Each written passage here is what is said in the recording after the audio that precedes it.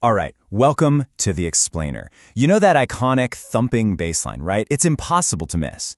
But today, we're not talking about the riff. We are going deep, I mean really deep, into the lyrics of Seven Nation Army. We're going to deconstruct them to find this incredibly powerful human story, a story of conflict and ultimately catharsis that's hiding in plain sight.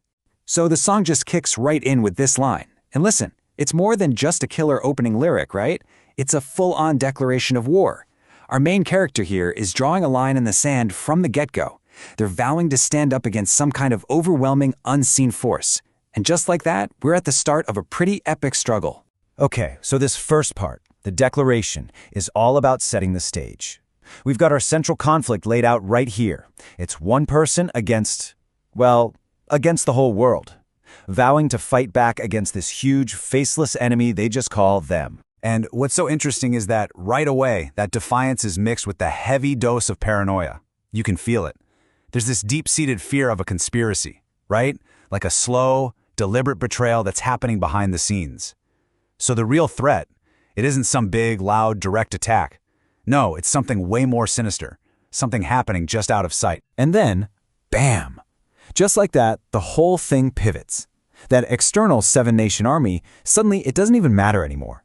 Because the real war, the one that truly counts, is now raging inside our protagonist's own mind. All right, section 2, the weight of a rumor. And this is where it gets intense. This whole internal battle, it's being fueled by the absolute torment of gossip. The mind is officially under siege, and this is where the song's psychological drama really unfolds. I mean, this line just paints such a perfect picture of obsessive thinking, doesn't it? You can almost see the narrator, trapped in this endless cycle of anxiety, pacing back and forth in their own head, totally unable to break free from their own thoughts. And this is where that paranoia just becomes this suffocating reality. You know that feeling? It's like everyone knows your business. Suddenly the entire world feels like this big, hostile, judgmental audience, and you're the only one on stage. But what's really wild is the sheer scope of this paranoia. I mean, think about it. We're not just talking about neighbors whispering over the fence here. No way.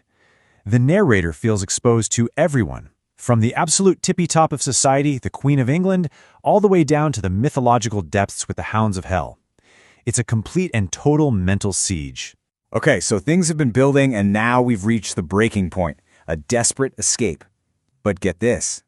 This is not about running away. Oh no. This is a plan to violently, physically purge all that emotional poison right out of their system. So check out this 4-step plan. This shows you the raw physical effort we're talking about. This is not some quiet meditation, okay? This is a primal scream. It's about literally forcing the pain out of the body. You sweat it out. You bleed it out. You do whatever it takes until all those words, all that anxiety is just gone. And all that's left is a silent mind. And this whole intense release, it's framed like a raw, desperate confession. But here's the key. It's a totally private one.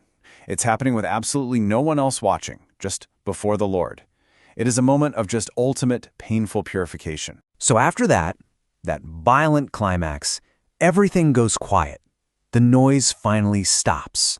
And it's in this quiet aftermath that a final, kind of cryptic message appears.